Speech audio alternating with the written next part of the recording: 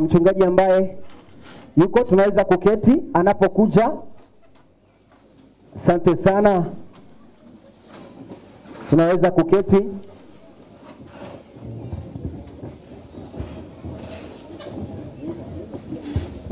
Asante sana. Karibu mchungaji ili uweze kuomba tuweze kuanza ratiba siku ya leo. Kizingatia kwamba tuna wageni mbalimbali ambao wameweza kufika wakiongozwa na Mheshimiwa Bwana Samuel Arama, na wageni wengine tunamuona Bwana DC, Bwana Dio na wageni wengine kutoka vitengo vya serikali na ofisi ya CDF wameweza kufika wote kwa pamoja. Kwa hivyo ningependa mchungaji aombe, alafu tutakuwa tunaanza ratiba siku ya leo rasmi. Karibu sana. Tusimame sisi wote tunapoomba.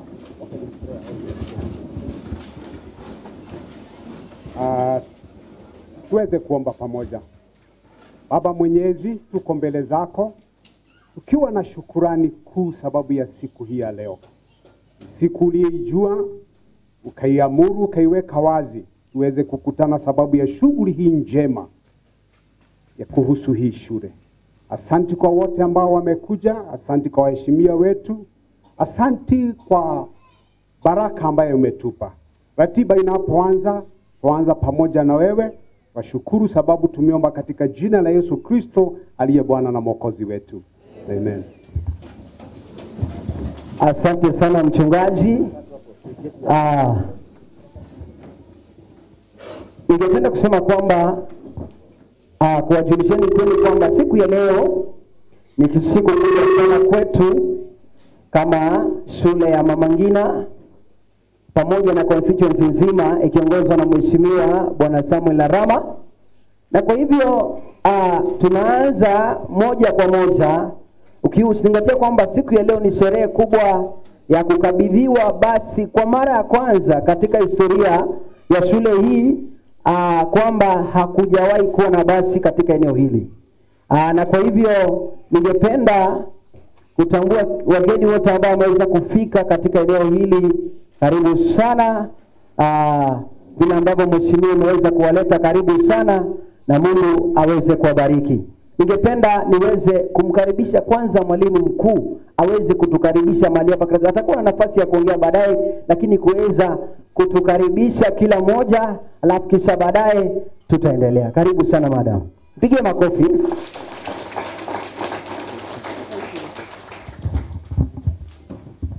Asante sana Mheshimiwa Arama ambaye ni our MP,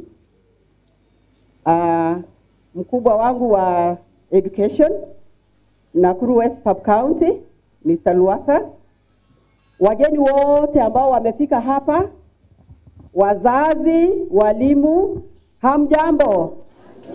Happy New Year. Aki nimefurahi kuwaona wazazi. Thank you so much for coming. Nimesema ni kuwakaribisha, sio? Mheshimiwa, hawa si wazazi wote wa Mama Ngina. Tuliona tulete tu representative wa church in every class. Wakija wote hapa we are more than 2000. Si mnajua hivyo wazazi? Kwa hivyo vile mmefika na shukuru kwa sababu mmekuja kuwakilisha wengine. Na asante kwa kuvumilia. Kwa sababu mmekuja hapa mapema sana, hatungeweza kuanza sherehe kabla ya mgeni wetu mkuu kuingia hapa. Kwa hivyo let us be patient as we are together. Tutakuwa nafikiria mheshimiwa programu yake atakuwa nayo fupi kwa sababu anaenda mahali pengine, lakini asante kwa kufika. Thank you so much. Nimeambiwa niwasalimie na kuwakaribisha. Na mimi sitaki kuenda kinyume cha hayo yote. Yuko wapi yule? Karibu. Thank you, nimewakaribisha. Asante sana madam. Mpigie makofi mazuri tena. Ni siku nzuri tumeweza kukaribia, si ndio? Kwa hivyo tumekaribia na tuko na uhuru. Sasa tunaweza kuendelea na ratiba siku ya leo. Ningependa nimlete Bwana Waweru ambaye atakuwa anatuelekeza baada ya hii. Karibu sana Bwana Waweru. Mpige makofi.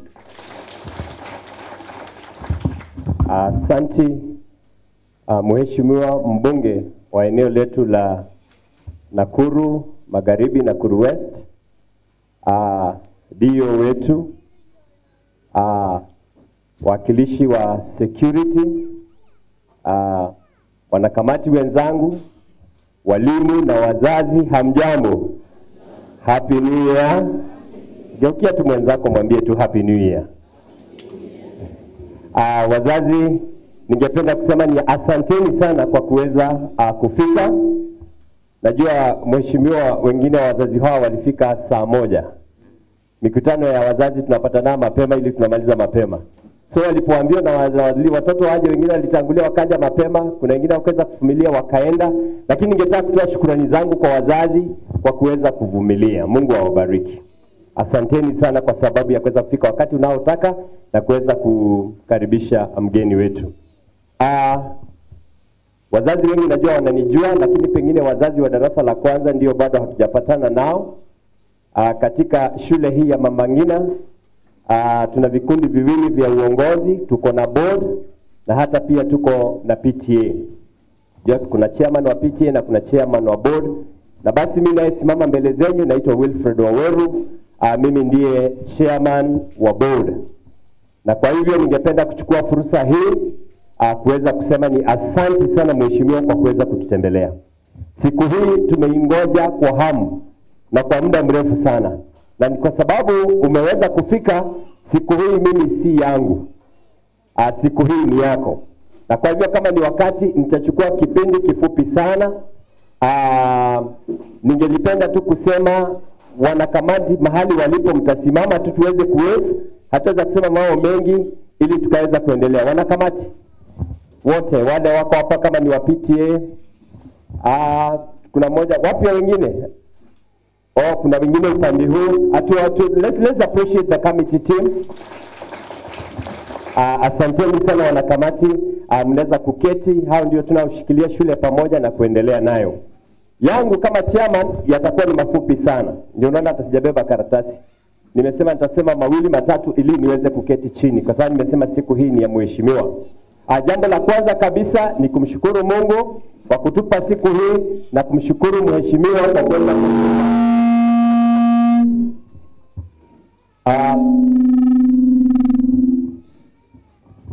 wana mitambo tafadhali. Pia haya nafikiri na sauti kubwa nasikika, sio? Mnanisikia kule? Wacha wana mitambo waendelee. Ni kusema ni asante kwa sababu siku hii tumeingoja kwa hamu kwa muda mrefu. Tulijua ya kwamba kuna wakati mheshimiwa alikuja hapa tu kabla uchaguzi na akaweza kusema ya kwamba akatuahidi wale wazazi tulikuwa pale kiwanjani kwamba basi ya shule ya Mama Ngina kwa muda mfupi tu itafika. Tunajua kwamba basi hiyo imekuwa na siasa hapa na pale, lakini tunashukuru Mungu leo kwa sababu hizo siasa sio zimeshindwa. Kwa sababu tayari tumeshaiona tayari, hata kabla mheshimiwa hajatupatia tumeona tayari ametutendea na ameilete, kwa hivyo tunashukuru.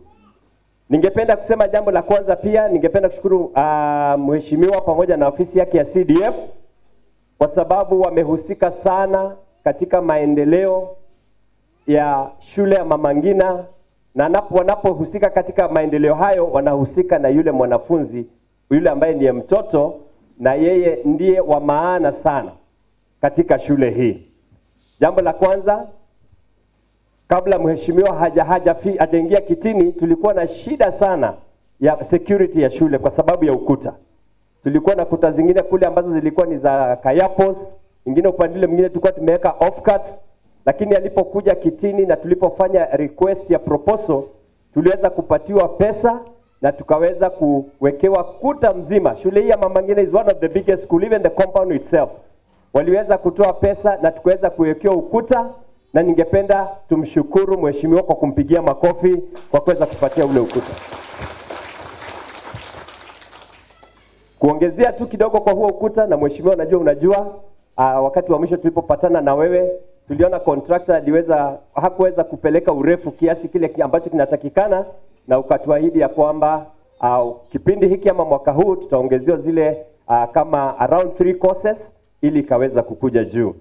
na halafu pia ilibidi atuwekee gate ambayo haikuweza kuwekwa, na I want to believe because you are here mambo yale yatatimilika. Jambo la pili, mheshimiwa, niseme tu unayajua, nimekuambia kama chairman, ni kwamba shule hii half of the roofing of it kuanzia staff room kurudi hivi ni asbestos. Na tunajua kulingana na ulimwengu ama kulingana na World Health Organization waliweza kusema asbestos zote zitolewe kwa sababu they are harmful kwa maisha ya binadamu. Shule yetu nusu, shule yetu ni kubwa sana, mabati yake yote ni asbestos, na kwa hivyo tutazidi tu kuomba. Tafadhali mheshimiwa, tukiweza kufanya vile tutashukuru. Ya mwisho kabisa, mengi naweza sema lakini naenda tu kwa kifupi sana. Ya mwisho kabisa ni kwamba tumesikia DU akisema pale kwenye staff room ya kwamba katika eneo hili ile shule ilitushinda ni shule ya Moi. Kwa hivyo Moi wameongoza na sisi ni namba.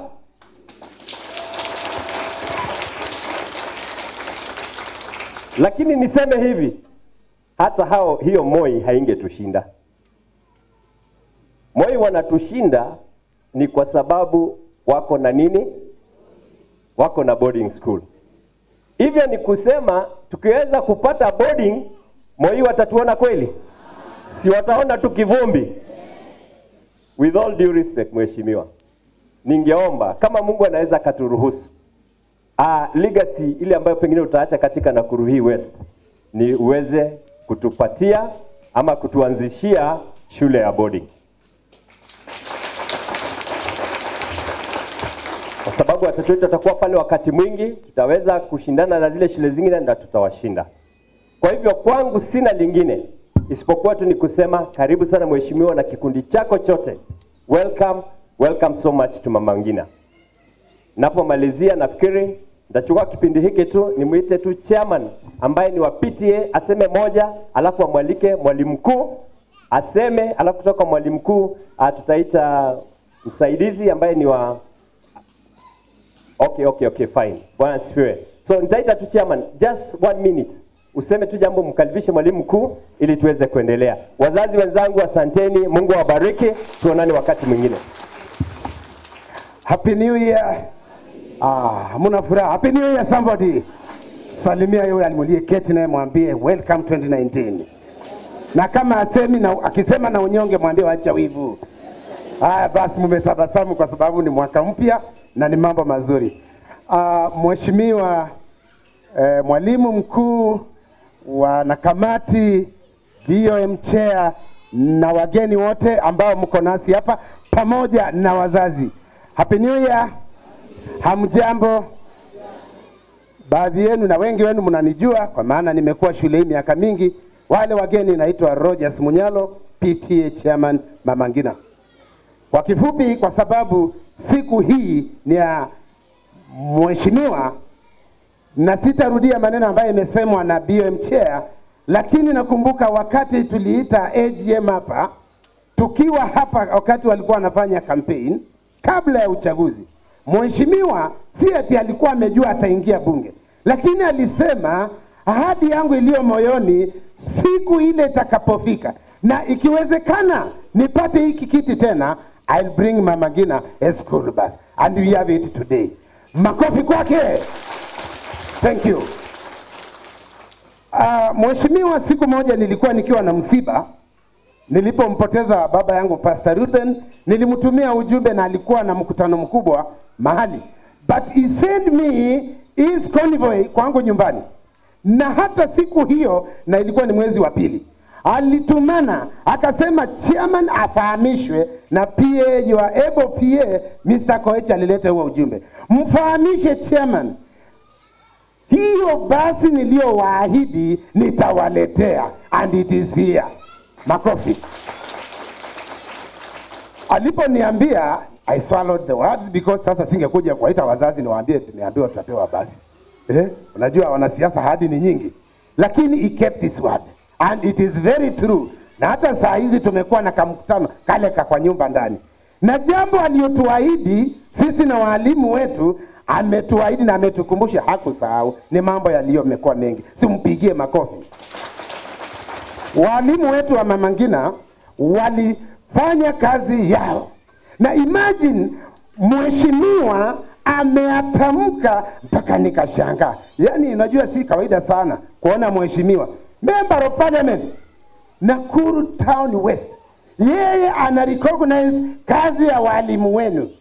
Amesema nina recognize mumefanya kazi despite hiyo kidogo slight drop kadogo ya nini, but we were second to Moi. Na mnajua Moi wako na boarding, na sisi tukipata pigeni makofi kwa ajili ya hiyo, maana tutapata, si ni kweli?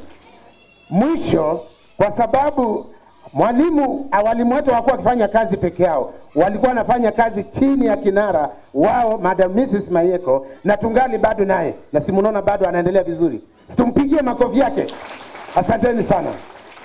Hivyo si eti kwa sababu alikuwa anafanya kazi peke yake, ni kwa sababu ako na timu nzuri, timu ambayo nyinyi ndio mliotupa, timu ya uongozi ambayo inaendelesha Mama Ngina pamoja na walimu, nanyi mkatupa watoto ambao hawatupi wakati mgumu. Ndio maana Mama Ngina tunaenda vizuri, na tunashukuru Mungu kwa hayo. Makofi kidogo. Nikienda kumaliza, mheshimiwa, mimi nikitaja maneno ambayo yalikuwa hata kwa moyo wangu, hata wakati huo tulipoita AGM na baada ya uchaguzi, nilisema my dream has come true, simply because I was seeing it working. He promised and he came by himself kusema I'll do it. Hatukumfuata tena. Baada ya kuchaguliwa hatukwenda kumuuliza, mheshimiwa ulituahidi bus? Not even. Kama nadanganye yuko hapa. Did we ever approach you for a bus? Not even. Yes, ni mheshimiwa. He did it by himself. Na yeye juzi alikuwa pale kwa ofisi yake ya Nakuru West Sub County akipeana basari yeye mwenyewe. Mnasikia nini nyingine na huko? Wabunge walipewa pesa za CDF, walizikalia. Imagine mheshimiwa wetu alikaa chini pale na kuzipiana na uwazi. Wacha ile corruption ya nini? Wazi. Mlisikia mama kusikia? Hata baadhi yenu simulipata. Alitujenga. Tuna darasa pale kwa nasari ya CDF. Tuna basi ambaye amesimamia ya CDF. Na amepeana basari ya CDF. Sini kusema kinara wenu wa CDF hana ukora. Ni kweli ama si kweli? Tumuapplaus, tumpigie makofi. Wacha niketi kwa sababu mwalimu mkuu yuko hapa, aseme mambo yale anayotaka kusema kwangu mimi, na waenzi na kusema God bless you, you are wonderful parents, and I'm praying to be with you come the next 2 more years or 3 as much as God wishes. God bless you. Karibu. Sasa wanaume wamenguruma hapa. Sauti, si ndio? Sasa mimi sauti yangu itakuwa soprano. Wao walikuwa wanaongea nini? Walikuwa wanaongea bass. Sasa mimi ni soprano. Wakatuchanganye hizo sauti. Ningependa kusema kwamba truly we are honored, Mama Ngina family. Hii basi vile wenzangu wamesema, tumesubiri kwa muda mrefu. Na ikiwa tumesubiri kwa muda mrefu na tumeipata, tunashukuru Mungu. Tupige makofi. Thank you so much. Wazazi, tuna kiongozi wa vitendo. Honorable Arama, mimi nimemjua kama kiongozi wa vitendo. Akisema jambo atatimiza. Na hata kama tumesubiri kwa muda, ametimiza. Sisi ni kushukuru na tuseme kwamba ajaliwe na aendelee kutuletea maendeleo katika shule hii. Wangapi wanakubaliana na mimi hivyo? Thank you so much. Mheshimiwa, hii shule wazazi tunakupenda kwa sababu ya yale ambayo unatenda. Hii shule ilianza miaka mingi na hatujawahi kuona perimeter wall. Wakati aliingia, tuliona perimeter wall. Na sasa hivi tunafurahia kwa sababu watoto wetu wakiingia hapa, tunajua they are safe. We know they are through the gate, they have gone home. Lakini wakati ule, kuna watoto walikuwa wanapenyeza wakienda. Hatukujua wanaenda kwa sababu hata hawa watoto ni wengi. Are you aware that parents of Mama Ngina, we are the largest school in this town?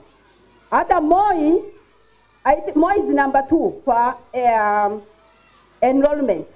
Mama Ngina is the highest. Ndio maana nasema hata wakati tunafanya mitihani huwa tunajikaza. You have wonderful teachers in this school, na viongozi wa shule hii wote wanafanya mambo mazuri. Kwa hivyo sisi tunataka hivi tushirikiane kwa mambo mengi ambayo tutafanya katika shule hii. Vile chairman ameyataja hapa mengine, najua mheshimiwa amesikiza, na nilikuwa naangalia kidogo hivi akiandika chini. Hiyo ni kusema kwamba atatekeleza, si ndio? Ni kusema atafanya nini? Unajua nilikuwa nimekaa hapa chairman akiongea, naona anaandika. Hiyo kuandika ni kusema kwamba atakuwa na angalia. Nasema nilipokuwa Mama Ngina waliahidi ABCD, na unajua ataanza na priorities. Na sisi tukiketi tutamwambia what is our priority as a school. Tuanzie na aendelee kutimiza. Jambo ambalo linanifurahisha zaidi, tumeona lami mmeona hapa sasa hatuna vumbi. Na hiyo vumbi tumekuja kwa muda mrefu. Watoto wamekohoa kwa muda mrefu. Na I really appreciate. Najua hiyo lami ikiwekwa hapa, mnakumbuka alituahidi akiwa pale. Kuna mzazi alisimama akasema mtuwekee nini? Lami. Na sasa tuna lami. Kile tu ningeomba, hii lami hapa sasa barabara magari yote yamehamia huku, wakiavoid jamu ya town. Si mnajua? Kwa hivyo sasa watuwekee mambo mazuri ili watoto wetu wakicross tujue kwamba they are safe. Watuwekee hata zebra crossing, waweke pumps zingine hapo, ili mtoto anapotoka nyumbani tunahakikisha kwamba hata yule ambaye anaendesha, unajua kuna mambo yanatu drivers, you know there are things which control us, isn't it? Like ukienda kwa zebra crossing ukiona watu wamefika hapo, si utasimama? Watu wana cross. Kwa hivyo najua hata yote wana mipango mizuri kwetu, na tutaendelea kung'aa. Sisi haturudi nyuma. Tunataka tuende wapi? Tunawaahidi walimu wengi. Walimu wako hapa wachache, nitawasimamisha baadaye, wachache wako hapa. Lakini mliona vile watoto walifurahia hapa. Mpaka hata mimi hata sikujua kwamba wameingia. Mimi kutoka hapa hivi nakuta watoto wameshaingia ndani ya basi na wanasukumana. Hiyo ni kutuonyesha nini? Wamefurahi. Ikiwa huyu mtoto mdogo atafurahia, si hata sisi wazazi tunafurahia. And I've always told you where your child is. Kama mtoto wako yuko hapa Mama Ngina, hata wewe ni mmoja wa hapa. And that is why you are here seated. Mheshimiwa, I have very wonderful parents. These are very good parents because I say this because if Mokua was here, I don't know if he's around. Mokua has been a committee member in this school for many years, back years. Lakini mimi nashukuru Mungu. Wakati nimeingia hapa kama kiongozi wa shule hii, wazazi you have given me humble time. Mambo ya siasa yalifanya nini? Na yalipoisha siku 8 standard za shule zilianza kwenda wapi? Wakati mzazi unaleta siasa kwa shule, ujue hiyo shule haitaenda mbele, itaenda wapi? Chini. Kwa sababu utakuja pale uropoke, unifanyie vile unasema, roho yangu sitaenda wapi? Na hata walimu si ndivyo hivyo. But I thank God we are together, the committee, the BOM, wazazi, walimu, tumeshirikiana vizuri. Mahali tumefanya mambo ambayo hayatakikani tunarekebisha na kwa upendo. Kwa hivyo na washukuru kwa kuja siku ya leo. Na hiyo basi ndio maana tukasema pasta awe hapa, atabariki hiyo basi na ianze kufanya kazi mara moja. Sitakuwa na mengi. Ningependa tu wale walimu wako hapa wasimame. Wengi wameenda pale kwa watoto, na wengine wako huko kwa watoto. Wachache wako hapa.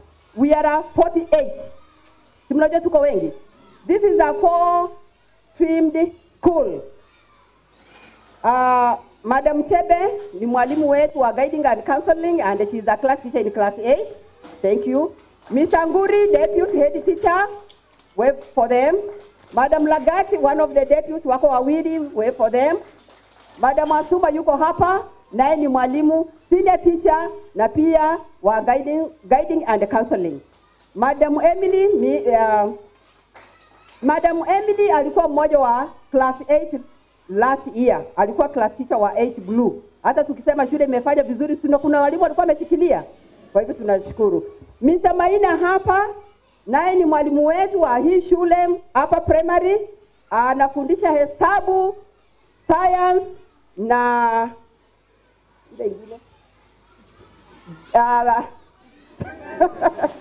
anasema business education. Business education alifundisha sana miaka hiyo. Wasalimie mwalimu.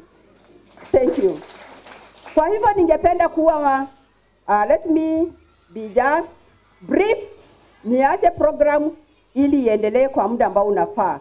Na wakati huu ningependa kumkaribisha PA wa mheshimiwa Bwana Koech ili aendeleze program mpaka tutakapomaliza wakati ambao unafaa. Thank you so much. Thank you. Hiyo makofi ni yangu ama ni ya mwalimu? Hiyo ni ya mwalimu. Asante. Silipewe hata sipewe yangu hata mimi nianze. Ai, msalamiane. Bwana Yesu asifiwe. Ai, kwa nini nyinyi mko baridi jameni? Na basi kwa hapo nje. Unajua tulikutana na furaha ya watoto. So tukipima ya watoto na yenu ni north and south. Mmefurahi siku ya leo? Lakini hata hatuoni kwa macho. Wangapi wamefurahi jameni? Bwana Yesu asifiwe. Ai, hata nyinyi wote msipofurahi, mimi nitakuwa mtu mmoja nimefurahi siku ya leo. Hii pass hakuna kitu hatujasikia. One day tulikuwa mkutano ya wasasi hapa. Kukakweko aspirant moja mwenye alikuwa anataka hii kiti ya mdosi. Hello. Unajua leo mheshimiwa akienda nyumbani mimi sina kazi. Kazi yangu iko hapa. Na hapa lazima nichunge kwanza hapa. Siku hiyo huyo jamaa tumekaa naye hapa. Kitu ya kwanza alisimama akasema pass ilienda wapi? Na kura imenukia namna hii. Watu wakalia makofi wa. Nikasema hii jameni tutatoboa ama hatutoboi? Makofi ikalia. Lakini unajua usuri protocol liko. Saila amemaliza mimi nilikuwa mtu wa mwisho. Nikapima, nikasema haleluya Bwana asifiwe. Nikaona mkono inaamuka, nikaona hapa si mbaya, bado iko matumaini. Jameni si leo imefika? Tunashukuru Mungu. Wangapi wanashukuru Mungu na mimi? Thank you so much. Tumekuja delegation kubwa hapa. Tutachukua dakika chache sana. Tutaanzia wapi? Tuko wengi lakini we must start from somewhere. Si hapo iko sawa? Wacha tuanze pahali. Abdullahi, useme jambo. Abdullahi aliomba kura Shabat ikaungua, lakini rafiki yetu ametembea na sisi. Sijawacha wasalamia dakika moja. Bwana asifiwe. Asalamu alaykum. Mimi ni mtu ya Shabab, niliomba kura nikaanguka bila kupingwa. Lakini sasa unajua uwezi patiwa mtihani uanguke tena upatiwe uanguke. Si ni kweli? Sasa hizi nimerevise kidogo niko sawa. Sasa mimi sina mengi ya kusema ila nikushukuru mdosi kwa sababu hii basi ikikuja ni faida kwa wazazi na kwa watoto na society. Si ni kweli? Kwa hivyo mimi ile kitu nataka kusema, juzi mheshimiwa alikuwa anapeana basari, tuliona watoto wa form 1 wanapatiwa basari. Na unajua mzazi akipatiwa basari sasa anaenda form 1. Ile budget uko nayo ya uniform, vitabu, mtu akikupatia basari amekupunguzia mzigo. Wapi makofi ya mdosi?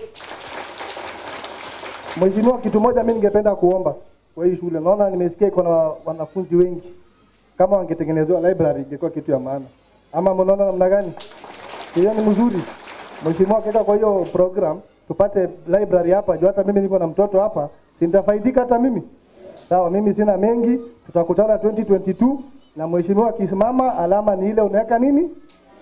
Ukiona alama weka. Ulikosea. Tumeona matokeo. Asanteni, Mungu awabariki. Nilikuwa nimesema dakika moja akachukua 2. Sasa yule anakuja achukue dakika ngapi? Mheshimiwa, sio ni sawa? Lakini hao acha pia wachisikie kidogo. Unajua si hapo ni sawa? Wadiai, karibu mdosi.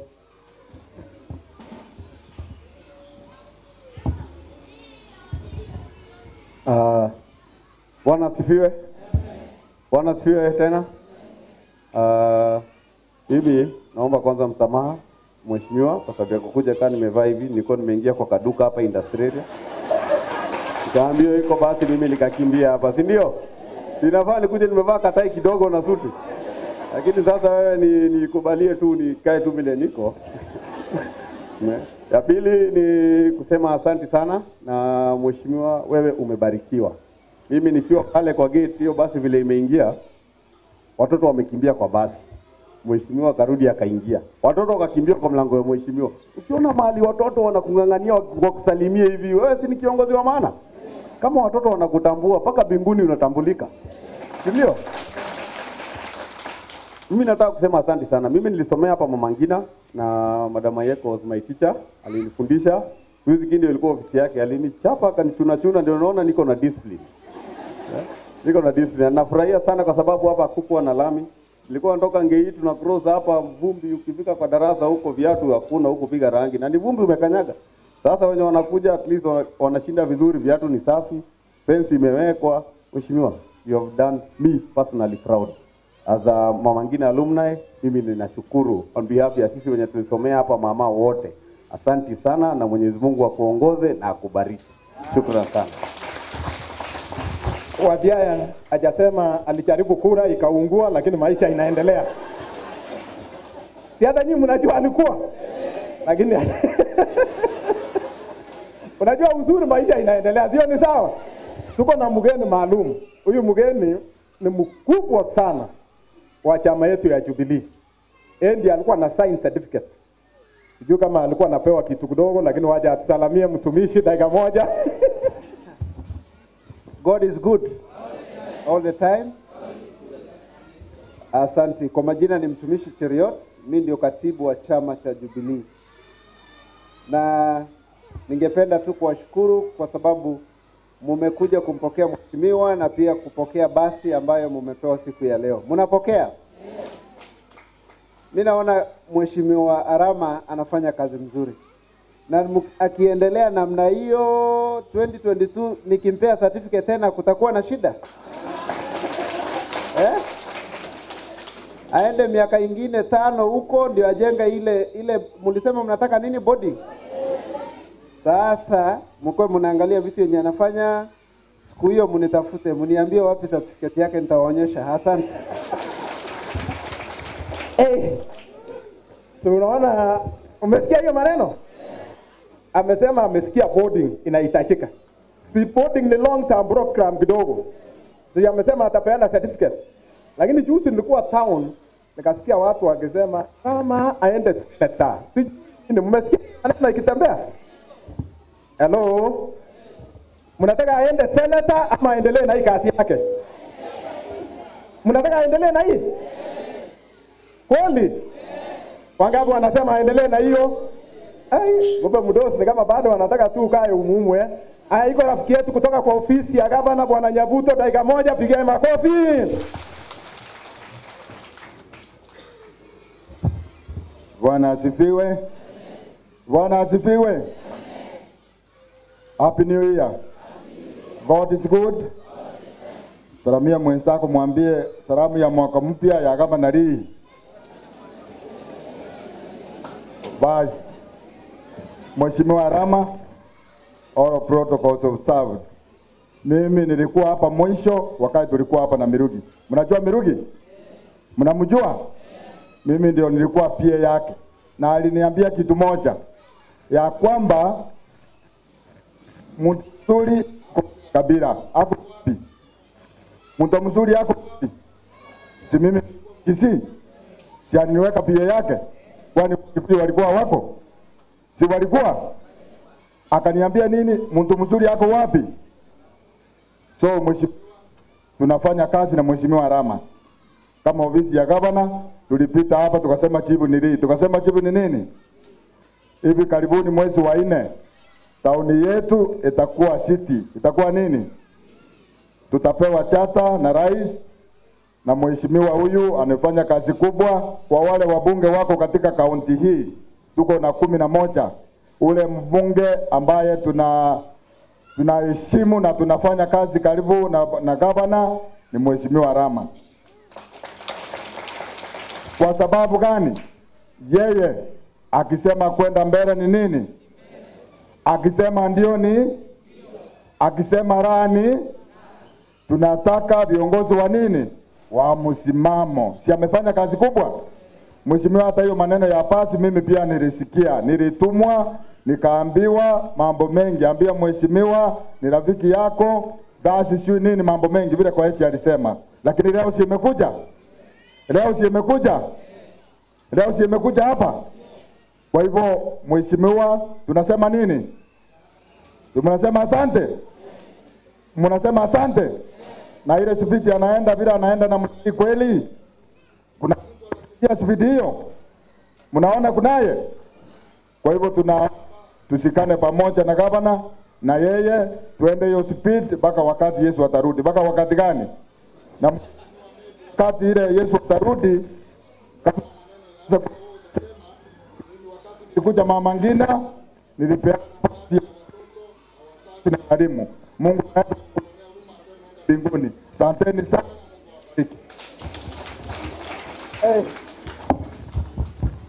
Ai.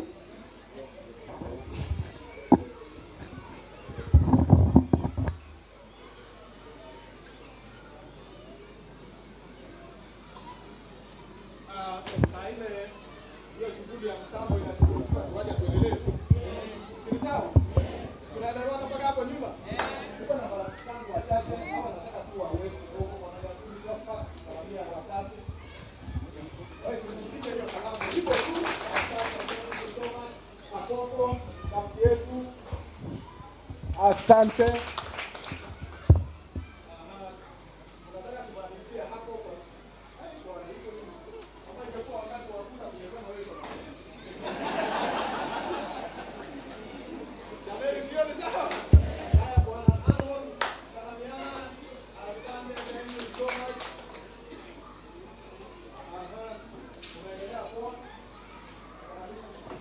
Asante mchungaji.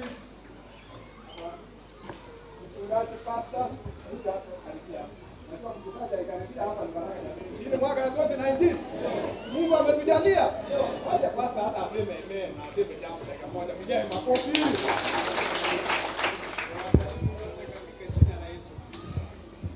Haleluya.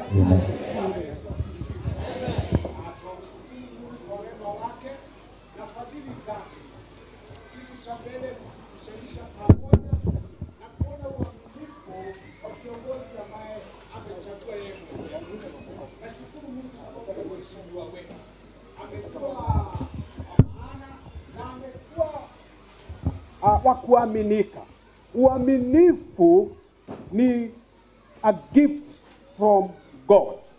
Wacha tushukuru Mungu kwa makofi. Because of a wonderful gift that he has given us, a gift of faithfulness. A gift of faithfulness. Hivyo ndio nitakavyosema, mubarikiwe sana. Umesikia hiyo jameni? Kama mngesikia makofi ingeongezeka kidogo jameni. Ndugu yetu, rafiki yetu, Bwana Nasieku, dakika moja tu, hujasema kitu. Nasieku ni chairman ya Hawkers taoni mzima na ni rafiki yetu kiongozi. Bwana asifiwe. Bwana asifiwe. Kwa majina naitwa Simon Sangare Nasieku. Pia ninaongoza kikundi ambapo tumekuja mahali hapa benchmarking katika sub-county 11. Na hakika si uongo, siwasimame, tuko na wale ambao wamekuja Kibusia from Rongai. Huko na nani mwingine tumekuja nao. Na hakika kama vile Nyabuto alivyosema Mheshimiwa Rama, si uongo. Mwezi uliopita kuna research ilifanyika na University Students Research. Walifanya katika utafiti katika sub-county 11. Na walipoangalia mambo ya miundo msingi, mambo ya elimu, mambo ya security, mambo ya mashule, mambo kuhusiana na vile ambavyo MP amefanya mandate yake bila kuwadanganya. University Students Research USR waliweza kusema hivi, na hiyo si uongo, na ndio mnasikia mkiona alama mnaweka nini? Mkiona alama mnaweka nini? Walisema kwa wabunge 11. Wacha nianze na wa mwisho. Wa mwisho alikuwa ni Wamolo. Lakini wa namba 1 alikuwa ni Mheshimiwa Samuel Ara. Situpigie makofi.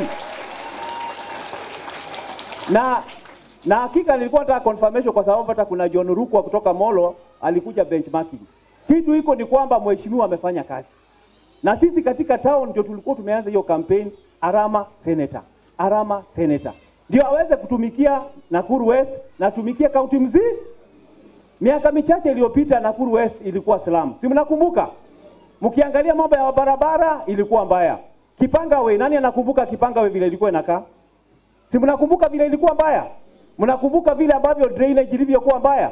Lakini hakika sisi kama viongozi ambao tumekuja benchmarking katika sub county 11. Mimi naongoza hiyo kikosi ya benchmarking. Mimi sikuja kama chairman ya wachuzi. Hata kuna wengine juzi mliniona nikilia katika runinga. Mliniona nikilia. Lakini mambo ya kulia tuliwa sasa si unakumbuka washenzi wanalia. Mimi nimekataa kuwa mshe. Sasa kitu iko ni kwamba mnanichekelea.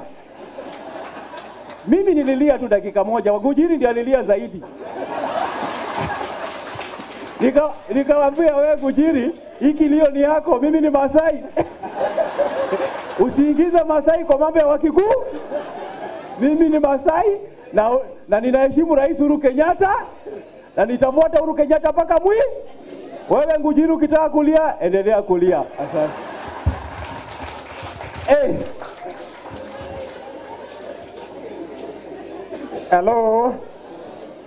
Hello. Amesema amekuja nini? Benchmarking. Hata kwa kilio pia ilikuwa benchmarking pia huko. Jamani, sisi tunaendelea poa. Nataka niite chairman wetu wa CDF. Unajua Mheshimiwa Rama ni mdoza, anasema fanya na yeye anaenda Nairobi. Sasa watu wa mkono tuko wengi hapa. Niko na chairman ndio kiongozi wetu, pigie makofi jameni. Asante sana Bwana PA.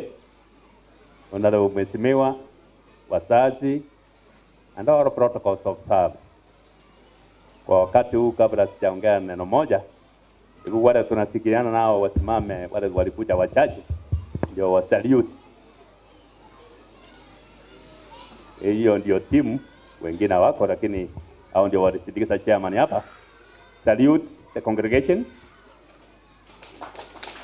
Thank you very much.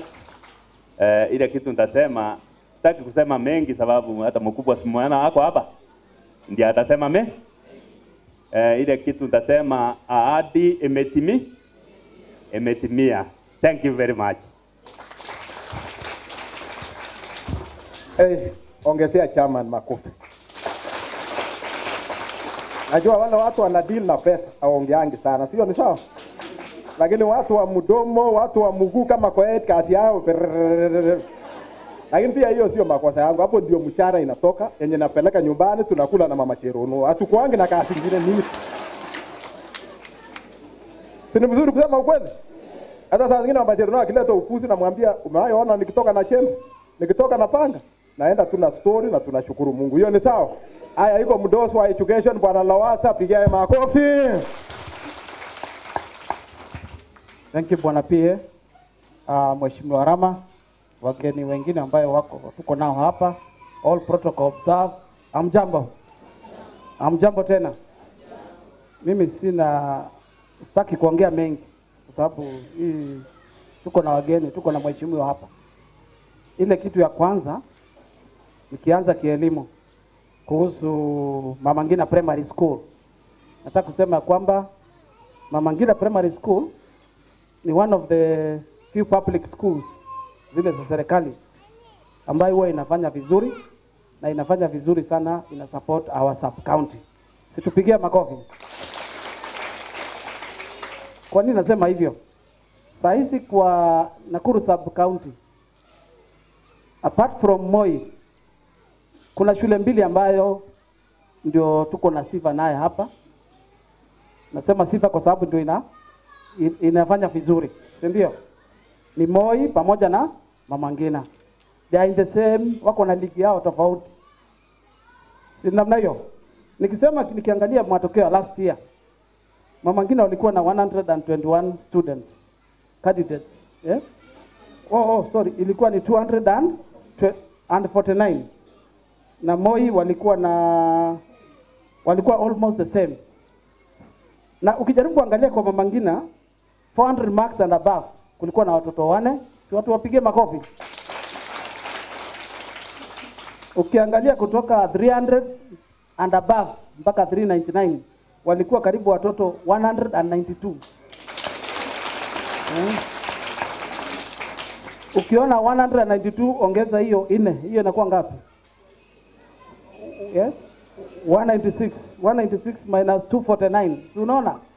Unaona ni shule inafanya vizuri. Sisi tuwapige makofi. Yes. So mheshimiwa, hiyo kazi yote imefanywa kwa sababu ya cooperation ya mwalimu. Inamaanisha kwamba hata si kwa education tutaangalia matokeo ikiwa hivyo shule inafanya vizuri. Kwa nini? Walimu wanafanya kazi yao, si ndio? Board ambayo inaongozwa na ndugu yangu hapa pia inafanya vizuri, si ndio? Siwapige makofi. PTA ambayo nyinyi ni members, nyinyi wazazi pia tunajua wamefanya vizuri. Simujipigie makofi.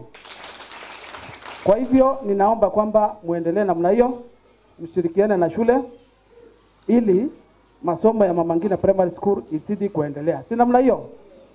Na ninaomba tafadhali wazazi, shida moja ambayo ina affect most of the schools around, na hata sio Nakuru West peke yake, ni siasa hii ndogo ndogo. Siasa hii kidogo ya shule, badala ya kutatua na mwalimu ama board, unakuta unatoroka, unakimbia kwa labda ofisi ya DCC, unatoka unakimbia ofisi yetu ya education huko. Hizo masiasa ndio huwa inaharibu shule. Tunaelewana? Lakini nataka kusema ya kwamba nafurahia na wazazi wa Mama Ngina. Hatujakuwa na siasa kama hiyo, except kulikuwa na kesi moja tu last year. Ilikuwa remedial. Mzazi alienda kusema ati hapa tunafanya remedial. Sisi tukakuja tukafanya investigation, tukaona hakuna. Na tukaita huyo mzazi, tukamuadvise, lakini nilifurahi ya kwamba hiyo mambo tulimaliza na kila kitu ilienda vizuri. Tumeelewana? So tafadhali kama kuna shida yoyote kitu kidogo namna hiyo, kabla ifike kwa ofisi, mutatue kishule. Ama namna gani? Si namna hiyo? Mutatue. Tuko na board of governors chairman ako hapa. Tuko na PTA representative ile mmemchagua. Sisi yako hapa. Bwana PTA, tafadhali simama. Yes, huyu ndio PTA na ndio representative yenu. Kama kuna issue ya shule, muone namna gani bwana, si namna hiyo. So hiyo ndio nataka kusema. Alafu mwisho kabisa, kwa sababu naona masaa imeenda, nataka kuambia kwamba nyinyi mkiwa wazazi wa Mama Ngina Primary, nataka kuambia kwamba you are very lucky. Mko na bahati sana. Kwa nini nasema hivyo? Kwa sababu mko na mheshimiwa mjumbe ambayo anapenda masomo sana. Ama namna gani? Yes, nasema hivyo kwa sababu hata saa hizi kabla tujafika hapa, tulikuwa na mkutano mwingine huko. Kuna pale tulikutana na yeye pamoja na walimu wa secondary. Kwa sababu ya issue ya mashule, kuangalia vile mambo inaendelea. Tunaona hiyo ni mheshimiwa ambaye anapenda masomo. Yes, so mheshimiwa nashukuru sana. Na nashukuru kwa kama kwa education office pia tunafurahi vile tunashirikiana. Najua mashule mingi hapa through your CDF wamepata perimeter wall, madarasa, na tunatarajia hata zaidi. So we are very happy about the bus kwa sababu next month tunaanza mambo ya co-curricular activities mchezo, na najua hii bus itatusaidia sana. So yangu ni haya tu. Thank you so much and God bless you. Asante. Hata yangu naona imeisha. Nataka nialike Dio, lakini kitambo nimwalike, mniruhusu niseme kitu moja. Kuna one time tukielekea nomination, tulikuwa na mkutano kubwa sana hapo kwa uwanja. Maaspirants kiasi walikuwa wamekuja. Unakumbuka ile mkutano ya kiwanja? Ile karibu iharibike. Mnakumbuka hiyo? Kuna jamaa moja alisimama hapo. Na Mungu atusaidie tukaweze hata kusahau something. Tulikuwa tunakutananga kwa Mheshimiwa Rama every Sunday, tukikunywa chai na tukiomba. Mnakumbuka ile kanisa? Huyo jamaa akasimama, jamaa tu saizi, akasema ile chai mnakunywa huko, hiyo chai Mheshimiwa Rama uanga anakocholea hiyo chai. Mnakumbuka hiyo? Sababu gani nimesema leo nataka tuaibishe shetani? Kwa sababu gani? wakati wa nomination Mama Ngina nilikuwa naogopa sana hamtapiga kura, lakini mlipiga kura mingi sana kwa Mheshimiwa Rama. Wakati sasa main election tukasema hapa iko mchanganyiko. Hata tukawa tunafanya statistics ile ya Chikoni, tukasema hapa kura mingi inaweza enda Kialala na Tibima, hapa iko tenja kidogo. Lakini wakati kura ilikuja, ikakuja kwa fujo. Jamani, siwaje, Mungu awabariki. Haya, mniruhusu sasa tualike Bwana Dio aseme moja, atualikie mheshimiwa, apigae makofi.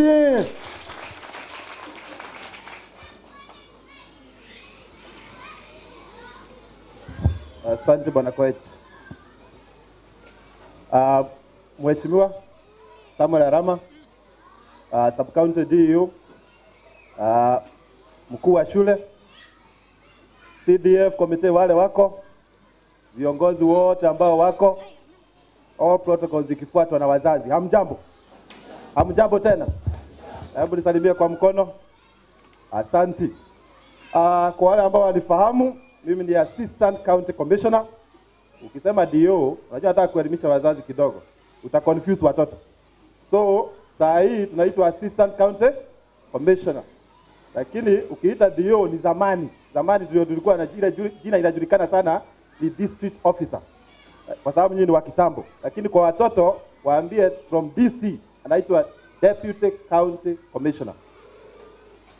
DO naye anaitwa Assistant County Commissioner. Ukikuja kwa chief wako ni nani? Anaitwa Bwana Kirui. Huyo ndiye chief Kapsembwa location as a whole. Kapsembwa ni kubwa, inashika hii Gezima. Na assistant chief wako ni nani?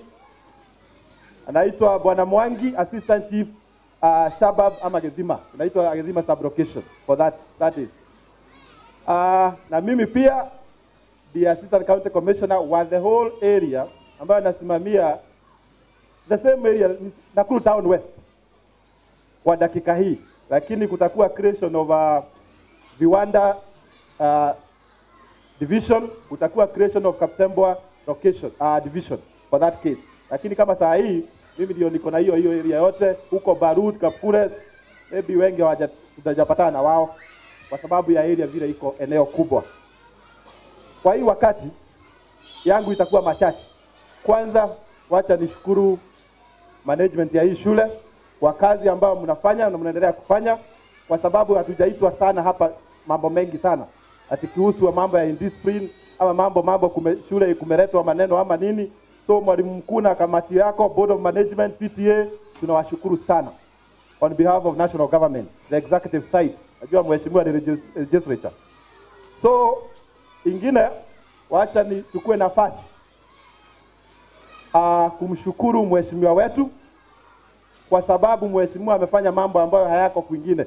Mahali ambapo mimi natoka hakuna hata inchi moja ya rami ambayo imeongezwa. Hakuna. Nataki kucheza hiyo siasa ya maendeleo, lakini hakuna shule pia ya msingi ama primary school ambayo iko na basi. Hakuna, unless ni private school mahali ambapo nimetoka.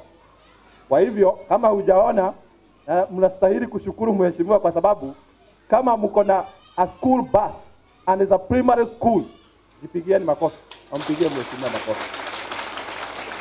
Hata nilikuwa nanongozea kidogo PA wake hapa. Wanastahili waketi kama kamati ya CDF. Waketi vizuri, waanze kunakiri zile maendeleo mheshimiwa amefanya. Kwa sababu watu wanaendaka wanasahau. Unajua saa hii sio siasa ile siasa karikari haijaanza. Watu wanaendaka wanasahau. Mnakiri, muandike kitabu vizuri, muandike mweka perimeter walls gapi, huko radar mweka rami kilometers gapi, mkuje hivyo mleta basi ngapi, na muambie watu tangible thing, because zile siasa tunataka, hatutaki watu waanze porojo nyingi. Nasikia chairman wa Hawkers amesema hapa kuna watu walikuwa nalia. Hakuna mambo ya kulia. Leo tunafurahia. Tunafurahia watu wa Nakuru Town West.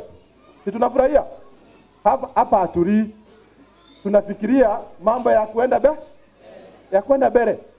Na hii kwenda mbele inataka mheshimiwa kama huu ambaye anafanya robbing. Kwa sababu unajua mambo ya maendeleo yote inapitishwa bunge, na ni mheshimiwa jukumu lake, akijua mahali ina kitu inataka kutengenezwa, aingie ministry ya education, aingie ministry ingine yoyote ambayo inaweza saidia wananchi wa Nakuru Town West, asaidie watu wake. Na mimi nafurahia kuwa na mheshimiwa, hata ukitaka kumpigia saa ngapi, namba yake ya simu inakuanga imeandikwa kwa CDF. Sijui kama mnajua hivyo, inakuwa imeandikwa hapo.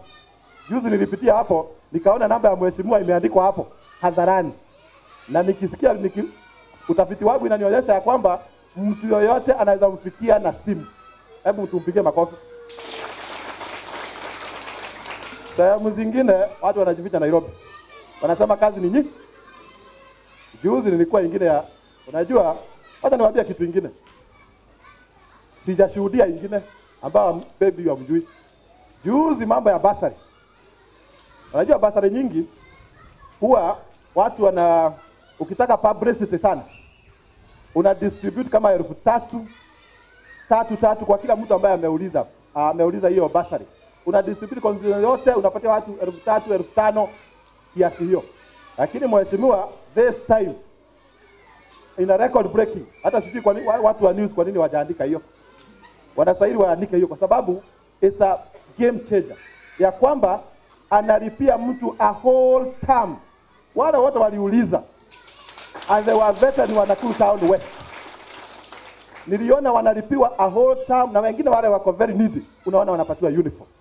So as a national government we really appreciate that and congratulations are in order. Kwa wazazi, najua hii basi imekuja ni kwenu, kwa wazazi na kwa mwalimu mkuu.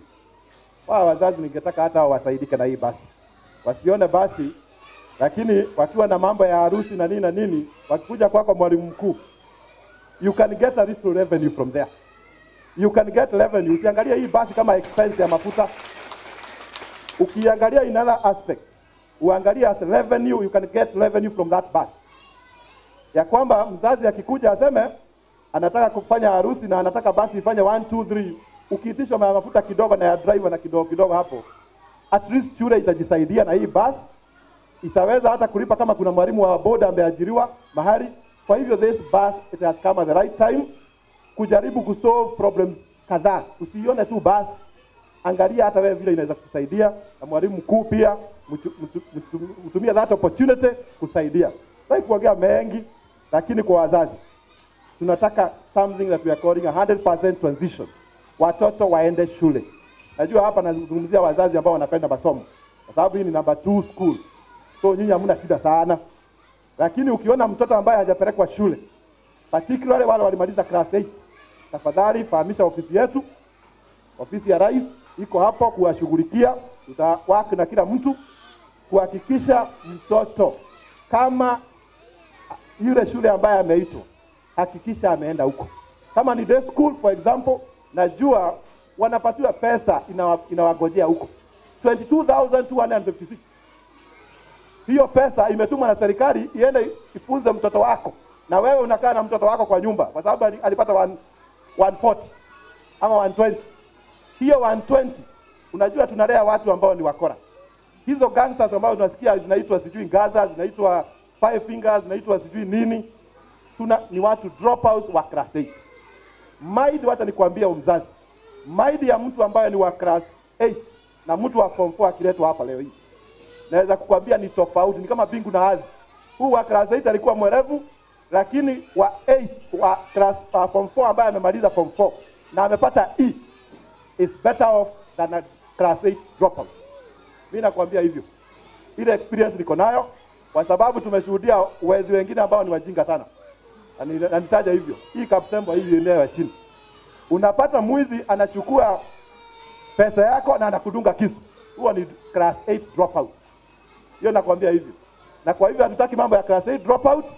Tunataka mambo ya watu wa form 4 ambao wamekomaa kiakili, so that tuendelee mbele na hii Kenya iendelee mbele. Na kwa hivyo hakikisha mtoto ameenda shule na hakuna shortcut.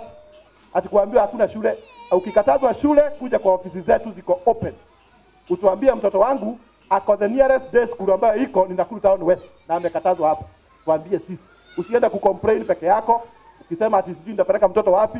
Kama Tumaini ndio iko karibu kwako, come and tell us, niko Kerero West, nataka kuingiza mtoto hapa, ambia chief yako, ukikosa nitafute mimi kama assistant county commissioner na nitakusaidia mtoto wako apate nafasi, kwa sababu pesa ziko za serikali.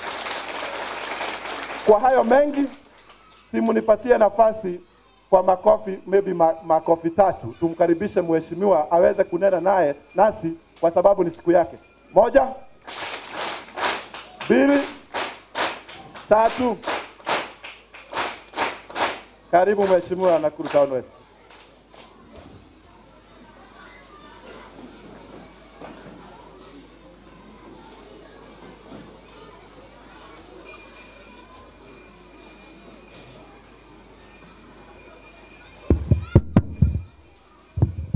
Asante sana bwana Koech, mwalimu mkuu na board of management, bwana representative ya DC na wengine wale mko hapa na wasalimu. Pande hii mko sawa? Kwa sasa na wasalimu, hamjambo? Hamjambo sana tena. Msalamie.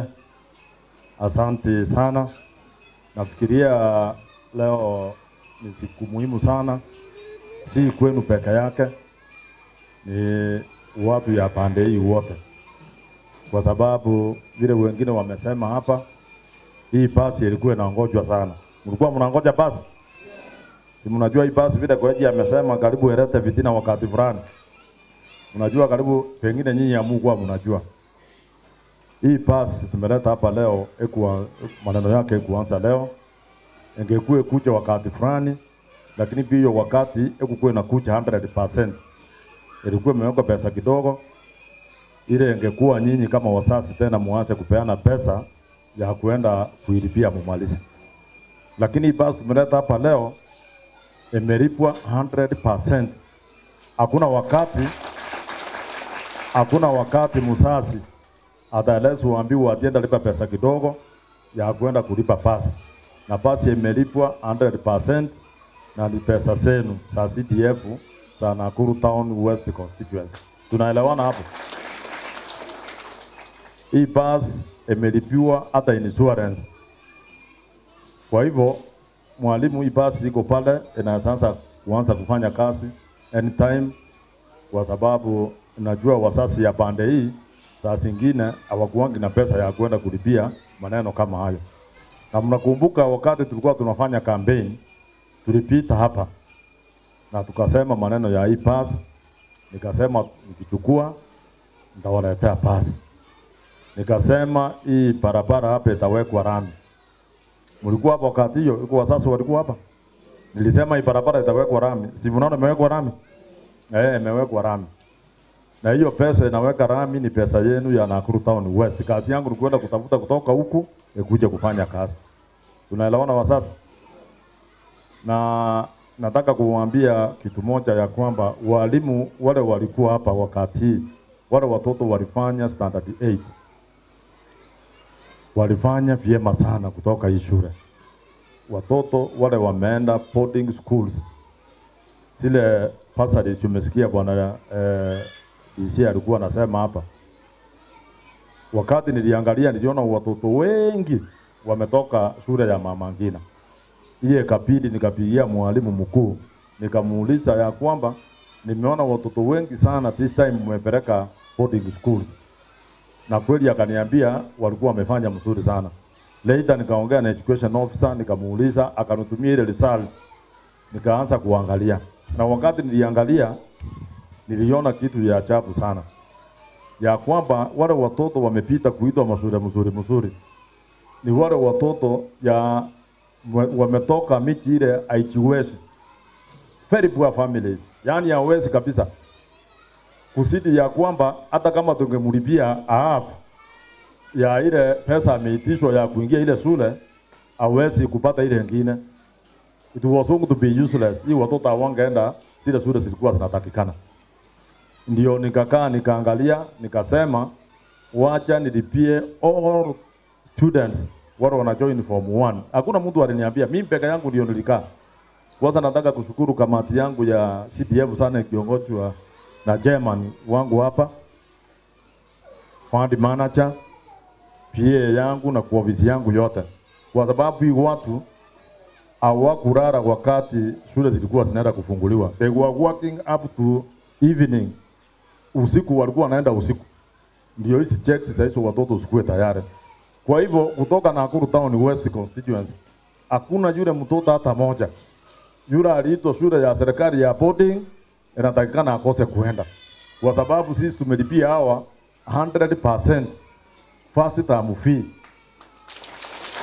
Hakuna hata moja inatakikana abaki nje, na hii pesa tulipiana wasi pale. Ukienda pale CDF office utaona machine imewekwa pale, utasoma uone watoto, kila mtoto ile pesa amepata. Yule alipata pesa chini zaidi ni mtu alipata kama 18,000, na hiyo ni ile ilikuwa imeandikwa kwa ile calling letter. Kama mtoto iko moja alipata 38,000, iko mwingine alipata 27. Wengi walikuwa 27 hiyo kwa sababu walikuwa wameitwa kwa mzuri. Hata wakati nilikuwa napeana hizo checks nilikuwa nimesema watoto na wazazi wakuje. Amdeli kama ungekuwa hapo ungeona ile huruma ya wazazi. Mzazi anapewa check, anashika mtoto yake, anaanza kulia. Unafikiria analia kwa sababu wako na shida, nikisema rudisha mzazi akuje hapa, anasema alia, anaanza kucheka, anasema mimi niko na furaha. Kwa sababu wako anajua mtoto yake ataenda ile shule.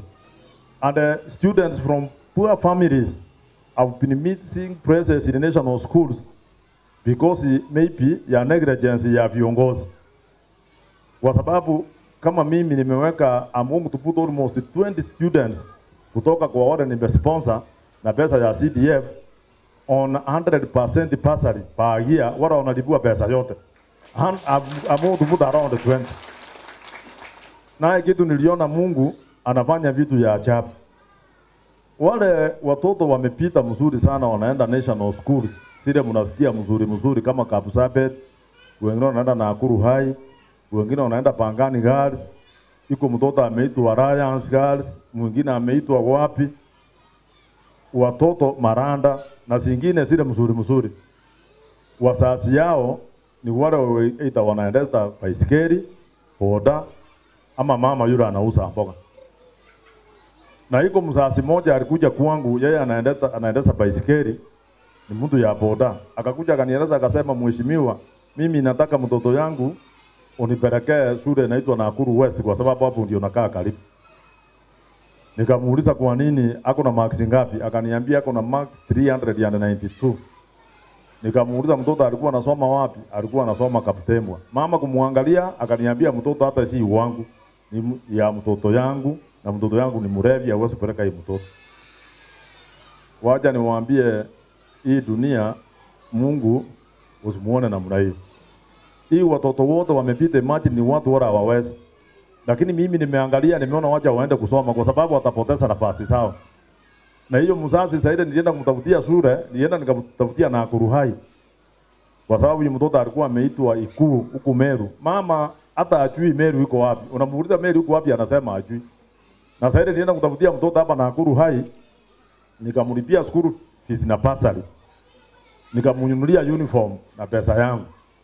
Lakini bado hii mzazi hata ile pesa sanduku na nini ana, we have to go and look for money again tumunulie hii mtoto pesa ile kidogo kama sanduku viatu, kwa sababu ile piano pale aende shule Nakuru High. Na yule mzazi, yule mwalimu alikuwa anamfundisha pale Kaptembwa, ndiye alikuja kumpeleka pale na watu yangu kutoka kwa ofisi, kwa sababu ile mama hata hajui. Mwingine mjaruo mwingine kutoka pale Kapkures anakuja na mtoto, hata ukimuuliza, hata nikasema asiende shule fulani alikuwa anaenda. Lakini nikisema hiyo mtoto mtafutie shule karibu hapo kwa sababu amepita, hiyo mama hata ukimuuliza hiyo shule iko wapi hajui. Instead ile mtoto ndiye anajua. You can imagine a parent hajui mahali mtoto anaenda shule. Lakini ile mtu anajua mahali shule iko ni mtoto. Mimi ninge mtoto ndiye atapeleka grandmother. Nikamuuliza wapi kijana yako ama mama ya hii mtoto, anasema hajui mahali walienda. You can see that is the problem we have Nakuru Town West. Sisi watu wengi, unajua kama saa hii nimefurahi sana kwa sababu tuliita wazazi wajaje, mkakuja wengi. I'm telling you the places you can call in Nakuru Town West, unaita wazazi, hakuna hata moja anakuja. It's between the teachers and the student na watoto wala wanafundisha. Hata walimu ya bandei natakana tuwapongeze sana. Wanafanya kazi mzuri. To an extent where you find teachers have inherited the students. Hao watoto wengi wanafundishwa hapa ni walimu wanajua. na simu moja nimeona maneno mingi sana. Kwa hivyo sisi Nakuru Town West tumesema kitu moja. Kama wewe uko na neighbor ya mtoto yule amepita, ameitwa kuenda shule ya serikali ya boarding na hajaenda, shika hiyo mzazi ama mtoto leta kwa ofisi. Sisi tuko na pesa ya kumlipia, pesa yote yeye aende kusoma. Na day schools. Leo asubuhi tumekuwa na mkuu ya elimu. Kwa sababu wazazi wengi wanakuja kwangu. Wanakuja kunieleza ya kwamba mtoto amepita ama hajapita, lakini hajaitwa shule. Na serikali ya Jubilee inasema namna hii, kila mtoto lazima aende shule 100% transition. Hiyo ni lazima. Hata kama amepata marks kidogo kiasi gani, go to the nearest secondary school, enda mtoto useme unataka nafasi, mtoto awekwe hapo. Serikali imelipa pesa ya huyu mtoto, kama ijalipe italipa. Ile kitu inatakana ufanye tu moja ni kununulia mtoto uniform na uende ulipe lunch. Na kama una pesa ya lunch, mtoto atakani afukuzwe. Mtoto yeye aenda asome kwa sababu serikali imelipa pesa, akuje kukula kwako nyumbani. Tumekubaliana wazazi. Kwa hivyo muende msaidie pia wale mnaona hawajiwezi, pengine hawafiki hapa. Kwa sababu unajua vile shule zinakuwa namna hiyo, unakuta yuko mtoto mwingine anajileta. Yuko watu wako na shida mingi, unajua kwa sababu ya ulevi. Watu wengine they have spared some of the people are there, lakini hawataki kuangalia. Kwa hivyo serikali inataka kuona mtoto nje. Leo nimekuwa na mkutano na walimu na education officers. We have agreed na DC ya kwamba hakuna mtoto atakuwa nini? Atapaki nje. Na mimi nimeangalia hii shule vile walimu walifanya mzuri. Hata nikaongea na head teacher nikasema we must entice the teachers. Lazima hii walimu sasa wako na basi. Ile safari walikuwa wanataka kwenda Mombasa, nimesema hiyo sasa nitasponsor hapo kwa niaba yenu. Hao waende na hakuna mtu atakwambia wewe utoe pesa kama mzazi. Kwa sababu mimi najua saa zingine kwenu inakuwa ni shida. Lakini kwa sababu si shida kwangu mingi, hata nasongea na marafiki, ndio nimesema ya kwamba hii walimu walifanya kazi mzuri, watoto wakapita mzuri. Si tuwapeleke waende watembee kidogo na wako na basi. Si nikiwapeleka kwa niaba yenu itakuwa mzuri. Ama namna gani? Na wakati ya kampeni tukipita hapa vile Koeji amesema, uko jamaa moja alikuwa anajiita game changer. I don't know alikuwa anataka kuchange game gani, alikuja hapa akaongea maneno mingi, nikafikiria ni mtu wako na watu. Wakati ya nomination yeye ndiye alikuwa namba mwisho. Sasa nikashangaa, lakini is my friend. Unajua kwa hii kazi hatukuange na enemy. Juzi wakati baba yake aliaga alinipigia simu akasema, mheshimiwa niko na shida. Nikaenda kwa mazishi ya baba yake. Atakuja hapa atawaambia we are friends. We are never enemies. Unajua mtu akiongea ni njia moja, unajua ukitafuta kura iko njia mingi ya kuongea. Unaweza kuwa unaongea mzuri pande hiyo, unafikiri unaongea mzuri kumbe unaharibu. Lakini kusema ukweli ni kwamba Nakuru Town West constituency, from the time I took over as a member of parliament, that was last parliament, tulisonga mbele kidogo. Si tulisonga? We are at least somewhere. Na this time tumeanza kurudi somewhere. Tukienda tumejaribu. Kwa hivyo hatufanyi hivi vitu yote kwa sababu ya kura peke yake. Because you must all leave a legacy. Legacy is the most important thing here. Hii rami tumeweka hapa, imewekwa wakati yangu. Iko mwingine atakuja kuweka rami juu ya rami nyingine? Hakuna. Hiyo rami ndiyo itakuwa tu, hata ikikuwa nini. Hiyo itasemekana iliwekwa wakati ya Rama alikuwa member of parliament. Na hii ni mtihani tunafanya. Ile mtihani tunafanya, ikifika wakati ya kura tena tutarudi hapa. Kama mimi nitaenda kusimama, tena nitarudi tu hapa. Nikuja niseme mimi niliwaletea pasi. Mimi nilikuja nikapeleka walimu kwenda kutembea kwa niaba yenu. Hivi karibuni nimeambia head teacher aite wazazi na walimu tukuje tukunywe soda hapa. So those are some of the things why you ulikuwa unaonekana. Ukienda saa hii my colleagues members of parliament wengi nikipiga simu wananiambia wako Nairobi. Hata wengine nikiwatumia pictures nikawaambia mimi nilikuwa napeana pass, wanashangaa sana. Wengine nikiwaambia nilikuwa napeana form 1 bursary faster than 100%, wanasema na wadanganya. In fact they don't believe. Kwa hivyo hii kazi tunafanya hapa, hiyo ndiyo itakuja kufanya pengine ikifika wakati hiyo naye watu wakusaidia. na watu wakikosa kukupatia kura usione mbaya. Wewe sema asanti kwa sababu iko wakati ulifanya nini? Ulipatiwa. Kwa sababu pengine hukufanya kazi yako mzuri. Si kweli? Kwa sababu Nakuru Town West tuko na makabila yote. Last time mimi nikiingia Jubilee nilikuwa najua Wakikuyu watanipigia kura almost 90%. Kwa sababu unajua Jubilee, mnajua ni ya nani? Mnajua ni Uhuru Kenyatta. Mimi nikaingia kwake nikasema Wakikuyu, na mimi nikiangalia nikaona Wakikuyu ukifanya kazi mzuri hao wanakubali. Lakini nikaangalia Wakisii nikasema ni kabila yangu wakanipigia. Hao nikaangalia nikaona pia wanasema maneno ya tiarara na pipim. Hao watapiga nusu na nusu pande hii. Wakare nikasema pia watanipigia hivyo kwa sababu William wako hapa. Na wacha niwaambie Nakuru Town West, tuwache maneno ya ukabila sasa. Ukabila ile wakati nimepeana checks pale sikuenda kuuliza ati Wakikuyu ndio wanipigia 90% wapate pesa peka yao, ni uwache Wajaruo. Sikusema hivyo. Nilisema kila mtu afanye nini? Apate pesa. Na kusema ukweli, kama hakuna mtu hajapata, makosa si yangu, makosa ni yake. Kwa sababu we opened and said all from one cases, kitu ulikuwa unaleta ni barua peka yake. Na watu yangu wanaangalia ile pesa imeandikwa pale first term. Ile imeandikwa hapo ndio unapata. Iko msasi hapa alipata pesa kweli? Even iko. Ulipata yote? Alipata huyu mmoja, alipata yote. Hatukuuliza yeye ni kabila gani ama ulienda ukaongana pesa. Hakuna kuongana pesa pale. Kwa hivyo sisi watu ya Nakuru Town West tukikuja kuchagua viongozi, wacha tuwache maneno ya kuchaguana na ukabila. Kwa sababu hiyo inaanza kuturudisha kwenda nyuma. Kama Harama amefanya, patue kura. Kama hajafanya, yeye wakati yake imefika, aende wapi? Aende nyumbani. Itakuwa mzuri namna hiyo? Ama wazazi mnatakaje? Mimi naona kama iko watu wengine hapa wako nipigia kura, ndio naona wanashangaa ni kwa nini. Nikiangalia ama iko watu ya tiara na pipi hapa waliangalia wakaona hawako nipigia kura, wanakasirika. Wakati basi ilikuwa kucha hapa, nikaangalia nikaona badala mupe milioni 2. Wazazi muambiwe mlipe, wacha tuweke perimeter wall, kwa sababu watu wanaiba mashamba ya mashura. Watoto they are not, unakuta mtu anapitia kutoka mahali yoyote. Lakini nikasema wakati mwingine nitakuja ninunue pasi. Na kweli hata hakuna mtu alikuja kuniambia ninunue pasi. Mimi nilikaa na kamati tukakubaliana tukasema acha tununue pasi, ndio hii pasi imekuja hapa. Hata mwalimu hakuandika barua asema anataka pasi hapa. Hakuna, hakusema. Na leo naona machairman wawili na mwalimu wamesema maneno mingi.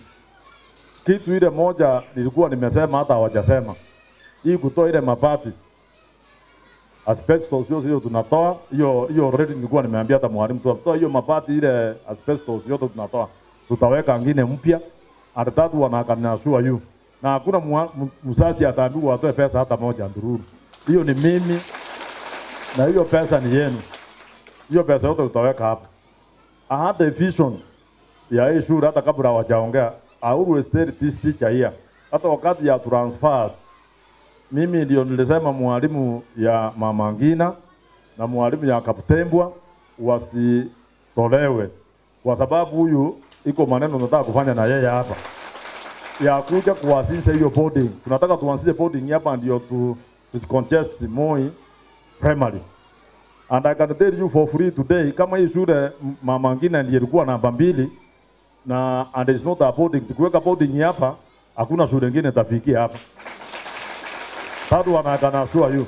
Kwa hivyo hivi karibuni tutakuja kukaa na watu ya education, tukae na stakeholders, tuongee so that ndio hii shule tuweke kwa boarding, kwa sababu iko mahali mzuri, so that watoto wale wengine badala kila mtu anaenda Moi primary au anakuja wengine wanakuja hapa. Na hiyo tutaanzisha na hii madam, kwa sababu unajua hata yeye amebakisha miaka 2 ama 3, I think 3. So that kabla hajatoka naye awache legacy, ndio? Ya atawacha legacy akitoka. Kutoka hapo ndio tuendelee. Na ile shule inaitwa Moi Secondary School tunataka ikuwe boarding boys. Na ile nyingine iko pale juu Greater View tunataka ikuwe boarding girls. Because we have equipped hiyo, tumeweka kila kitu. First intake can be done from next year. Kwa hivyo sisi tutakuwa na boarding schools 2 ya boys and girls. Na hii ikuwe boarding ya primary. Ikishirikiana na hiyo nyingine ya Moi primary. So that ndio hiyo wakati yote tukikuwa hapa watoto wanakuja karibu hapa. Si itakuwa mzuri kwenu wazazi? Ndio hiyo tunataka kufanya namna hiyo, na hiyo kazi yote tunafanya ni kwa sababu ya serikali ya Jubilee kiongozwa na Uhuru Kenyatta huko juu na William Ruto mpaka hapa chini. Simulisikia wakinorena siku walikuwa analia juzi. Lakini kulia kwao haiko kuwa mbaya. Unajua when you want attention lazima uonekane kama unalia. Sasa attention vile walilia kidogo, na Orena siku wamesema mzuri yeye alikuwa analia ni Maasai, lakini yule alikuwa analia zaidi ni Nguchiri ni Mkikuyu. Lakini wacha niwaambie maendeleo, hakuna wakati Uhuru Kenyatta ataleta maendeleo kwako kama wewe mwenyewe huwezi kwenda kutafuta. You cannot. Even a member of parliament cannot go and look for development from the treasury and the National Assembly. You can never get development because the president knows you. Kwa sababu hata mimi nashangaa Orena siku mlikuwa mnalia nini? Kwa sababu mnalia na ile mtu analia ndiye anatakana aweke maendeleo. Sasa Uhuru atajua wapi anakuru town uwezo mnataka basi. Kanino? The president cannot know that you need a bus here. The president cannot know that the student here tuweke barabara run. The president hawezi kujua ya kwamba iko watoto inatakana walipiwe basari form 1 sio wanaenda kwa ile watu wajiwezi. Hiyo ni mimi tu nakaa naangalia niseme hii pesa yote Uhuru Kenyatta ameleta mpaka hapa chini, wacha tupewe watoto wale wote wanaenda form 1 wasike manafasi ile wangepoteza. Kwa hivyo wacha na Mungu ndiye anapeana uongozi. Najua kwa watu wengine hapa wana support the deputy president. Kwa watu wengine wanataka pengine watu wengine wakuje wageni. Mimi ungeniuliza leo ni nani nataka akuwe president 2022, nitasema mtu yangu anaitwa Matiang'i. Kwa sababu pia anafanya kazi nzuri. Ama namna gani? Hii shule tunasema inalipwa form 1. Ile naenda ile watoto wanalipwa day school wote bila kulipa hata ndururu. Matiang'i ndiye alianzisha. Mimi alinifurahisha sana. Because ingekuwa wakati kama hii wazazi walikuwa wanajaa kwangu wanataka kwenda kulipa pesa ya basari ya form 1. Sasa hawakuji. Matiang'i ndiye alifanya. Ukiangalia hii vyombo tunatumia ukiuliza hii watu these people are covering here. Iko wakati walienda hata strike. When Matiang'i wanted to put maneno ya nia kuwe digital, walikataa, wakafunga. Iko wakati ama wakati tulienda bila TV for so long. Na Matiang'i akawaambia the way to go is that one. We must be digital. Wakakataa, wakafunga, wakaelezana wakuja wakafungua. Ameingia interior. Saa hii interior imelainishwa namna hii. Watu wote wale serikali walikuwa wanakomboleza manyumba ya serikali.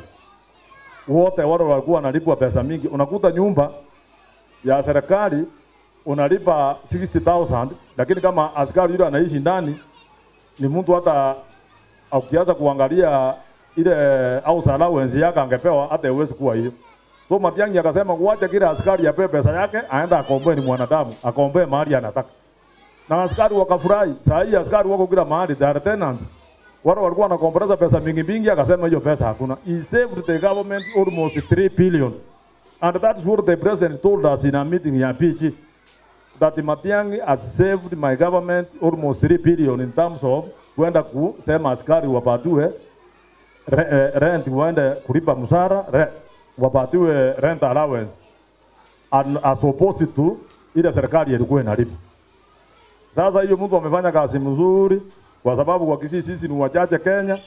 Hakuna mtu anaongea kuhusu Mkisii kuwa president ya Kenya. Kila mtu akiongea anaongea anasema wanataka kurudisha mzee mwingine alikuwa ameenda hata imagine mtu anasema Raila wanataka kurudisha Raila. Wengine wanataka kusema akuwe William. Hakuna mtu amewahi kufikiria ati Matiang'i ndio utoro the good things he has done. Hakuna mtu anasema Matiang'i pengine ni Arama peka yake. Na Arama anasema hapa. Na kura ya Kenya ni mingi inatakana iende kila mahali. Sasa si mnaona watu wanafanya kazi mzuri wa Kenya nyinyi hamkumbuki? We must be able to get a president in the future from a minority community. So that tuone ile kazi anafanya. Hata mimi kuwa member of parliament hapa mara ya kwanza. Wakati nilienda kuona Moi kwake kwa nyumba kwa sababu alitupanda niende kumuona. Ile kitu aliniuliza kwanza, wewe ni Mkisii kutoka wapi? Nikamwambia. Akaniuliza wewe ni mtoto ya nani?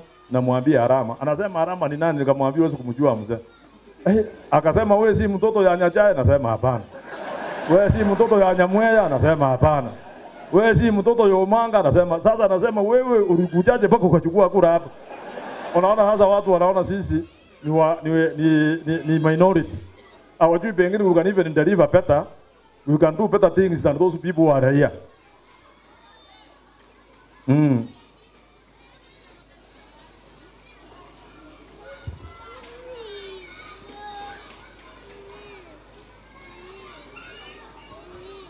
So unakuta watu waangalie sisi hivyo we can deliver.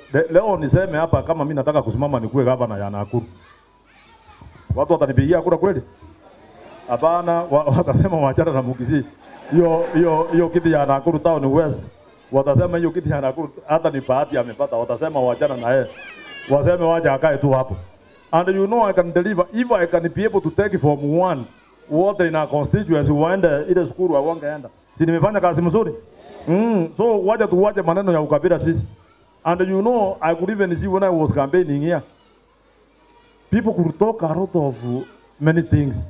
Hata nikasema, hey, Mungu yangu kama wanaweza fanya namna hii hata anaweza wacha. Lakini watu wengi wanasema, lakini baadaye wanaanza kulia. County government of Nakuru, Bwana Lee Kinyanjui ameongea hapa, Bwana Nyabuto. Chusi yeye mwenyewe ndiye amenipigia simu. Mheshimiwa anataka kukuona. Uko wapi Nairobi? Akasema nitakuja hapa. Iko pesa imekuja hapa 1 billion. Imetoka ni pesa ya World Bank, but imekuja kwa national government. National government they are dealing with the county government to do ile kitu wanataka. Na akakuja akaniuliza akasema nataka mheshimiwa uniambie nini unataka tufanye kwa constituency yako. Tuliongea na yeye tukakubaliana, ametupea pesa mingi sana, tunakuja kufanya storm drainage. Na mimi nikasema tutaanzia pale Mwariki mahali tunaenda kupeana pass, tukuje Ronda, tuende kila mahali. Kwa hivyo Nyabuto ukienda mueleze mwambie sisi tunamshukuru. Kwa sababu hiyo ndio tunataka maendeleo. Kwa sababu kama angeniita pengine angeweka mahali kwingine awaje pande. Lakini amesema tutafanya hiyo storm drainage pamoja. Hivi karibuni mtaanza kuona hata watu wamepita. They will advertise. Kwa hivyo sisi tunataka maendeleo Nakuru Town West.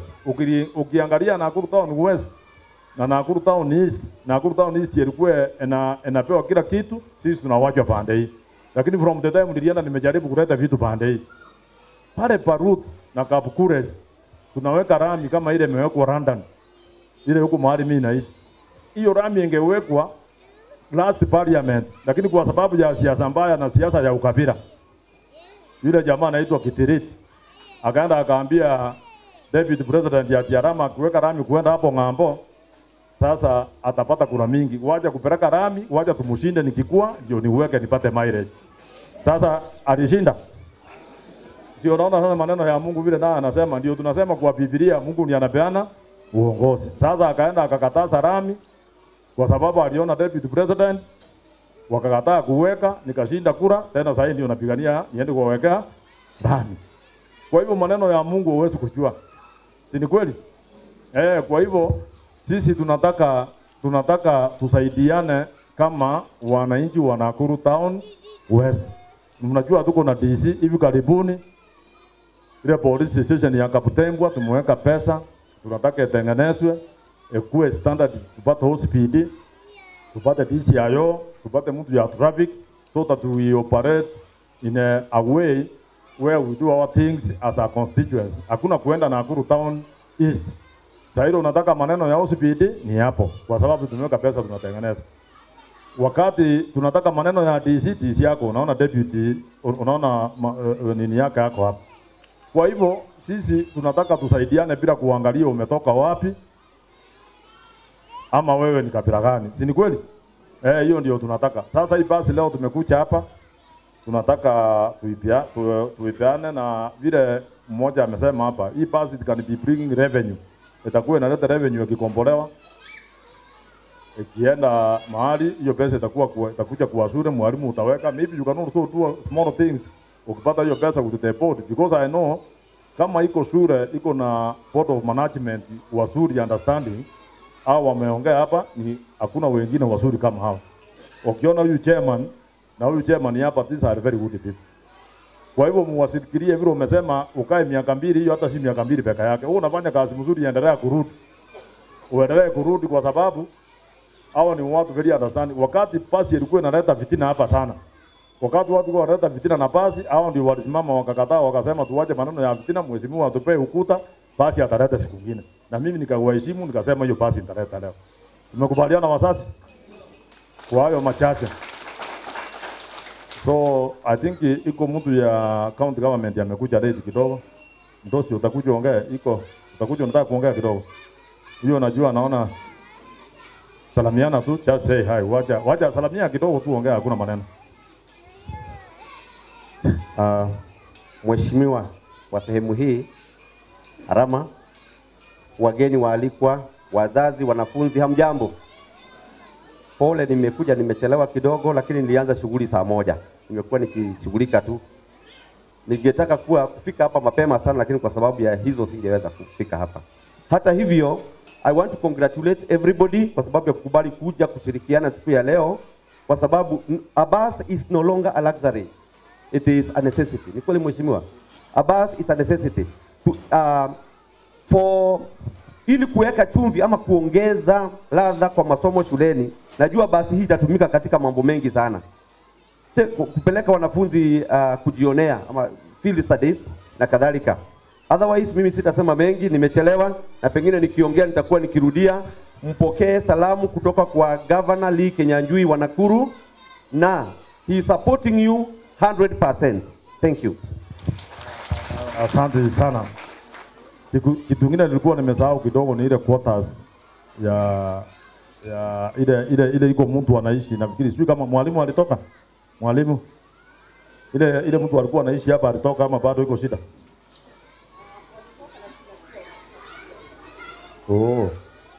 Wacha tuseme namna hii.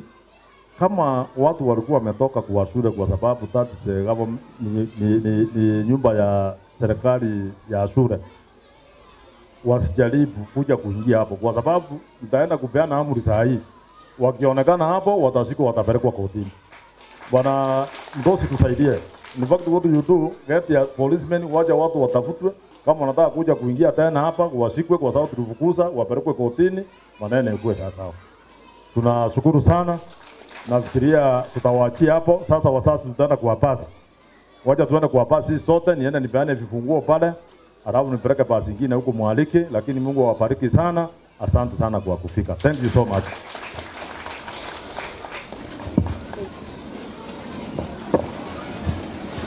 Haya, wote tuweze kuelekea pale kwa basi ambapo Mheshimiwa Samuel Arama atakuwa anaipeana kirasmi kwa ajili ya shule ya msingi ya Mama Ngina. Na Mungu aweze kuwabariki sana tunapoelekea kule, na kisha baadaye tutaondoka tukiwa tunaelekea